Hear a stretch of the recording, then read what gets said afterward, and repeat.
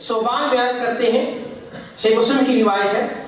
کہ تاجدار کائنات صلی اللہ علیہ وسلم نے اپنی قربانی کو خود ذبح کیا، اور حضرت انس بن مالک رضی اللہ عنہ کی روایت میں آتا ہے کہ تاجدار کائنات صلی اللہ علیہ وسلم نے 2 گندمی رنگ کے سینگ والے مینڈوں کو اپنے ہاتھ سے جو ہے وہ ذبح فرمایا۔ اس لیے اپنے ہاتھ سے جو ہے وہ قربانی کرنا جو ہے وہ مستحب ہے، لیکن اگر آپ کسی کو وکیل بنا دیتے ہیں، اجازت دے دیتے ہیں اور اس نے قربانی کر دی تو آپ کی قربانی ادا ہو جائے۔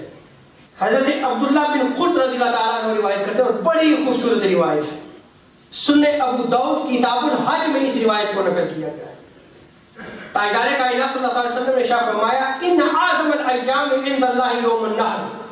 اللہ کے نزدیک سب سے بڑا دن 10 ذی الحجہ کا دن یعنی یوم النحر ہے، اور پھر اس سے اگلا دن۔ راوی بیان کرتے ہیں کہ آقا علیہ السلام کی بارگاہ میں 5 یا 6 اونٹ جو ہے وہ ذبح کرنے کے لیے پیش کیے گئے۔ راوی بیان کرتے ہیں فتفقنا یزدلفنا الیہ بایتہن یبدأ، راوی بیان کرتے ہیں کہ ہر اونٹ جو ہے